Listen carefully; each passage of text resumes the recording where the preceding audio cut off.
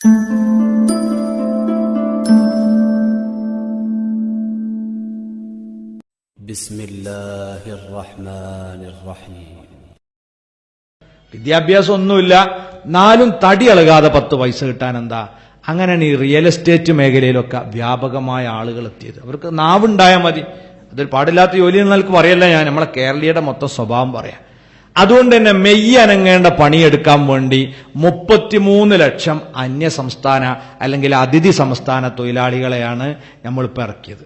നിങ്ങൾ ആലോചിച്ചു, അവരാ രാവിലെ വാർപ്പിന്റെ പണിക്ക് പോണത്, കല്ലെടുത്താൻ പോണത്, തടി ഇളകേണ്ട എല്ലാ പണിക്കും അവര്. നമ്മൾ മലയാളികളോ, നമ്മളിങ്ങനെ കുറുക്കോയ്ക്ക് എന്തെങ്കിലും കിട്ടുമെന്ന് ഇങ്ങനെ ആലോചിച്ച് ഇങ്ങനെ കുത്തിരിക്കാണ്, തൊള്ളിട്ട് ഇങ്ങനെ ഇരിക്കുക നമ്മൾ. ഇതുകൊണ്ട് തന്നെ ഇന്ത്യ രാജ്യത്ത് ജീവിതശൈലി രോഗങ്ങളാകുന്ന ഷുഗറും പ്രഷറും കൊളസ്ട്രോളും ഏറ്റവും കൂടുതൽ അലട്ടുന്ന ഒരു സംസ്ഥാനം നമ്മളെ കേരളമാണ്. തടി ഇളകണില്ല, വ്യായാമമില്ല എന്നുള്ളതാണ്. അപ്പൊ വ്യായാമം ഉണ്ടെങ്കിൽ നമുക്ക് ആരോഗ്യം ഉണ്ടാവും. വ്യായാമത്തിന് നമ്മൾ എന്താ ചെയ്യേണ്ടത്? ഈ സുബഹിന്റെ നേരത്തെ എഴുന്നേറ്റ് ഇങ്ങനെ റോഡുമൂടെ നടക്കല, അത് അതിന്റെ ശരിയായ രീതി. അത് സായിപ്പന്മാരൊക്കെ വേറെ ഒന്നുമില്ലാത്തോല്, ഒരു പണിയില്ലാത്തോല് ചെയ്യുന്ന ഒരു ഏർപ്പാടാണ്. നമ്മൾ അത് കണ്ടിട്ട് ഇങ്ങനെ പെണ്ണുങ്ങളെയും കൂട്ടി ഇങ്ങനെ ഇറങ്ങണ്ട. പെണ്ണുങ്ങളൊക്കെ ഇങ്ങനെ കറുത്ത പറത്തിയിട്ട് രാവിലെ റോട്ടുമ്മൽ ഇറങ്ങിയ വണ്ടി എട്ടണ വിവരം അറിയില്ല. കാരണം ഈ രാവിലെ ഡ്രൈവർമാരൊക്കെ കരുതെന്താ ആരും ഉണ്ടാവില്ല അല്ലേ, അങ്ങനെ വിചാരിച്ച് കുറച്ച് സ്പീഡ് കൂട്ടും. പിന്നെ ഈ കറുത്ത പർദ്ദ മാത്രം ഇട്ടാൽ പെട്ടെന്ന് കാണൂല. എന്തെങ്കിലും ഒരു വെള്ളം മേൽവൂടെ ഇടുന്നത് നല്ലതാണ്, അല്ലെങ്കിൽ പെട്ടെന്ന് തിരിച്ചറിയില്ല. ഇങ്ങനെ വാർത്തകൾ ഇപ്പം നമ്മൾ കേൾക്കുന്നുണ്ട്, സവാരിക്കിറങ്ങിയ ആൾ വണ്ടി എട്ടി വെച്ച് അള്ളാഹു തആല നമ്മളെ കാത്തു രക്ഷിക്കട്ടെ. പക്ഷെ അതല്ല ശരിയായ വ്യായാമം. ശരിയായ വ്യായാമം എന്ന് പറഞ്ഞപ്പോൾ നമ്മൾ നിസ്കാരം തന്നെ നമ്മൾ മര്യാദ നിസ്കരിക്കുകയാണെങ്കിൽ വേറൊരു വ്യായാമത്തിന് പോകേണ്ട ആവശ്യമില്ല.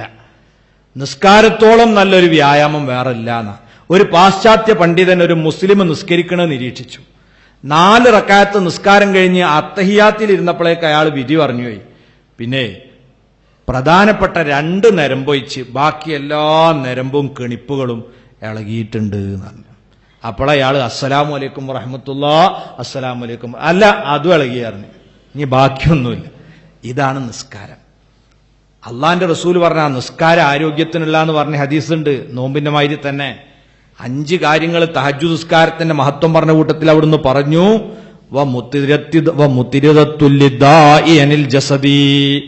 ശരീരത്തിന്റെ രോഗങ്ങളെ അകറ്റുന്ന മരുന്നാണ് തഹജ്ജുദ് നിസ്കാരം. അതെങ്ങനെയാണ്? ഒന്ന് തന്നെ ഈ കെണിപ്പ് വേദന, ചിലപ്പോൾ രോഗം എന്ന് പറഞ്ഞാൽ അധികാളും രോഗം എന്താ? നടുപ്പുറ വേദന, മുട്ടുവേദന. ഇത് പറയാത്ത ആൾക്കാരുമില്ല. മുട്ടുവേദനക്ക് ഇവിടെ കുറേ കാണിച്ചു നോക്കി, പിന്നെ അവിടെ കുറേ കാണിച്ചു നോക്കി, ഇപ്പം മറ്റേ മുക്കിടിയാ കഴിക്കണ്, ഇപ്പൊ ഈ മരുന്നാ കുടിക്കണ്, ഇങ്ങനെ പറയുന്ന ആൾക്കാർ. ഇതെന്തുകൊണ്ടാന്ന് നിങ്ങൾ ഓരോ അവയവം അല്ലാഹ് തന്നാൽ അതിന്റെ പാകത്തിന് അത് ഉപയോഗിക്കണ്ടേ? ഉപയോഗിക്കാത്തത് കൊണ്ടാണ്. ഇപ്പം മിക്ക ആളുകളും മുട്ട് വളക്കണില്ല. നമ്മളിപ്പോ ഈ പള്ളി കൂത്തിരിക്കണമല്ല, നമ്മളെ പെണ്ണുങ്ങളൊന്നും ഇപ്പൊ അങ്ങനെ ഇരിക്കണില്ലല്ലോ വല്ലാതെ. പണ്ടൊക്കെ പത്തിരി വരുത്താൻ പത്തിരിവാലല്ലേ ഉണ്ടാകുക, അത് തന്നെ മതി നല്ലൊരു എക്സസൈസ്. മുട്ടുംകാലും ഊരിയൊക്കെ നന്നായി വളയും. പിന്നെ അടുപ്പ് ഇരുന്നിട്ടായിരുന്നു, അമ്മി നിലത്തായിരുന്നു, അന്നൊക്കെ നല്ല വ്യായാമമാണ്. ഇന്നിപ്പോ അമ്മിയില്ല, ഒരലില്ല, ഒലക്കല്ല, ഒക്കെ കുത്തനങ്ങനെ ഒലക്ക മുണിങ്ങി നിൽക്കുകയാണ്. പെണ്ണുങ്ങളൊക്കെ അടുപ്പുണ്ടല്ലോ ഇങ്ങനെ ഓല ആ നൃത്തത്തിൽ ആനങ്ങണ്ട, ചൂല് പോലും ഓല വലുപ്പത്തില ഇങ്ങനെ. പണ്ടൊക്കെ കുറ്റിച്ചൂലായി മുറ്റടിച്ചാരിയാലും ഒരു ഊര വളയലുണ്ടായിന്, അതുപോലും ഇപ്പോഴത്തെ കാലത്തില്ല. പെണ്ണുങ്ങൾക്ക് എന്തുകൊണ്ടാ ഊരവേദന? പിന്നെ ആകണ്ടായിന് നമുക്ക് കക്കൂസ് പോകുമ്പോഴാണ് ഒന്ന് മുട്ടുംകാല് ശരിക്കും വളയ. അതിപ്പോ യൂറോപ്പ് കയറി ഇങ്ങനെ കുത്തിരിക്കാണ്, ആടി മുട്ടുംകാല് വളയില്ല. അപ്പൊ വ്യായാമം ആവശ്യം വരുന്നത് ഇതൊക്കെ ഒന്നും ഉപയോഗപ്പെടുത്താതിരിക്കുമ്പോഴാണ്. അത് ഉപയോഗപ്പെടുത്താനുള്ള ഏറ്റവും നല്ല മരുന്ന് നിസ്കാരം. നിസ്കാരത്തിൽ ഏത് അവയവം ഇളകാത്തത്? എല്ലാം ഇളകും. അതിനു പുറമെ ആന്തരിക അവയവങ്ങൾക്ക് നല്ല ശക്തി പകരുന്ന ഇബാദത്താണ് നിസ്കാരം. നമ്മളെ തലച്ചോറ് ഞാൻ പറഞ്ഞല്ലോ, അതാണ് ശരീരത്തെ നിയന്ത്രിക്കുന്നത്. നമുക്ക് അല്ലാഹു തആല 5 കഴിവ് എന്നിട്ട് പഞ്ചേന്ദ്രിയങ്ങൾ നമ്മൾ പറയും. കണ്ടറിവ്, കേട്ടറിവ്, തൊട്ടറിവ്, രുചിച്ചറിവ്, മണത്തറിവ്.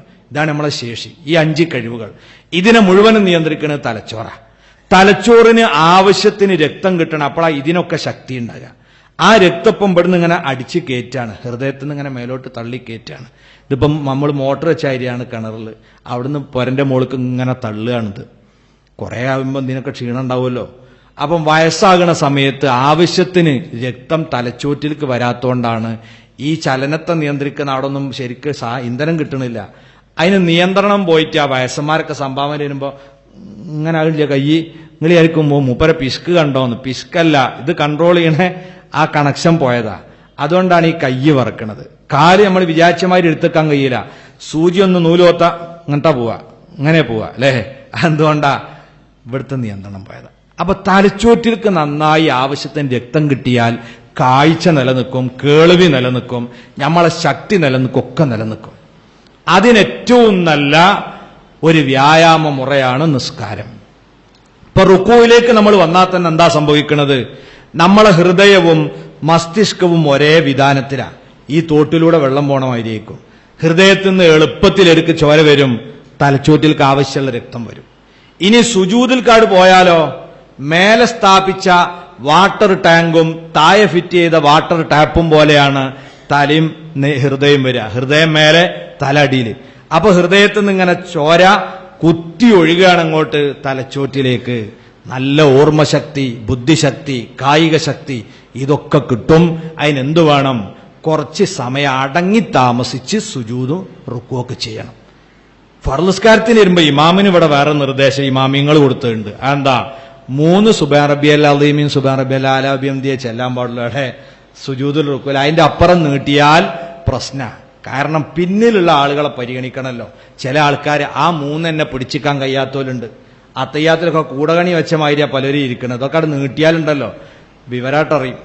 അപ്പം ഇമാമിനൊരു നിർദ്ദേശമുണ്ട്, നിങ്ങൾ ഈ അത്യാവശ്യമുള്ള ഭാഗം മാത്രമേ എടുക്കാൻ പാടുള്ളൂ. അപ്പൊ ഈ നീട്ടലെന്താ നിങ്ങൾ നീട്ടാത്ത ചോദിച്ചാൽ മറുപടി അപ്പം പറഞ്ഞത്, അത് ചെയ്യേണ്ടത് നമ്മൾ ഒറ്റക്ക് നിസ്കരിക്കുമ്പോഴാണ്.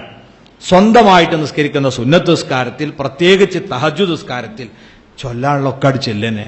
സുബ്ഹാന റബ്ബിയൽ അളീമി വബിഹംദി റുക്കൂൽ ഒരു 11 വട്ടം ചൊല്ലൽ സുന്നത്തുണ്ടല്ലോ, അത് ചൊല്ലുക. അതിന്റെ പുറമെ അല്ലാഹുമ്മ ലക റകഅതു വബിക ആമൻതു ഖശഅ ലക സമഈ വബസരി വമുഖി വഅളമി വമസ്തഖല്ലത ബിഹി ഖദമി. ഇതൊക്കെ ഹദീസിൽ വന്ന ദുആയാണ് റുക്കൂൽ ചൊല്ലാൻ. അതൊക്കെ ചൊല്ലുക. ഈത്തിദാലിൽ സാധാരണ ചൊല്ലുന്നതിന്റെ പുറമെ അഹ്ലസ്സനായി വൽ മജ്ദി അഹഖു മാ ഖാലൽ അബ്ദു കുല്ലുനാ ലക അബീദ് ലാ മാനിയ ലിമാ അതൈത വലാ മുഅതി ലിമാ മനഅത വലാ റദ്ദ ലിമാ ഖളൈത വലാ മുബദ്ദില ലിമാ ഹക്കംത വലാ യൻഫൗദൽ ജദ്ദി മിൻകൽ ജദ്ദ്. അത് ഈത്തിദാലിൽ സുന്നത്താ. സുജൂദില് എല്ലാ ദുആയും നടത്താം. അറബിയിലാകണമെന്നേ ഉള്ളൂ. അള്ളാഹുമായിട്ട് നമ്മൾ ഏറ്റവും അടുക്കണ സമയം അവിടെയാണ്. അവിടുന്ന് അങ്ങോട്ട് പറയാൻ നമ്മളെ സങ്കടങ്ങളൊക്കെ. അത് എത്ര വർദ്ധിപ്പിക്കുന്നോ അത്രയും നല്ലതാ. അപ്പൊ തഹജ്ജുദ് നിസ്കാരമൊക്കെ ഒന്ന് നീട്ടിയായിട്ട് നിർവഹിച്ചാൽ നമ്മളെ ആരോഗ്യത്തിന് പിന്നെ നിങ്ങൾ മണ്ടാൻ പോണ്ട, നടക്കാൻ പോണ്ട, ഈ നിസ്കാരം തന്നെ മതി. പക്ഷെ ഇപ്പൊ നമ്മൾ ചെയ്യണ എങ്ങനെ? നബിതങ്ങൾ പറഞ്ഞു, കോയൊത്തനായി നിങ്ങൾ നിസ്കരിക്കരുതിട്ടോന്ന്. കോയൊത്തണ മാതിരി ഇങ്ങനെ കോയൊത്തിന് ഇങ്ങനെ കളിച്ചു എന്ന കാര്യം. നമ്മളിങ്ങനെ ഒരു സുജൂദിൽക്കാട് പോകുമ്പോൾ ഹാർട്ടിൽ നിന്ന് രക്തം കെട്ട് ഇറങ്ങാൻ വേണ്ടി ഇങ്ങോട്ട് ഓങ്ങണേളും. അപ്പോഴേക്ക് നമ്മൾ നീച്ചി. അതുകൊണ്ട് ഇതിന്റെ ഫലം കിട്ടാതെ പോവാണ്. അപ്പൊ ഏറ്റവും നല്ല വ്യായാമം ഈ നിസ്കാരമാണ്.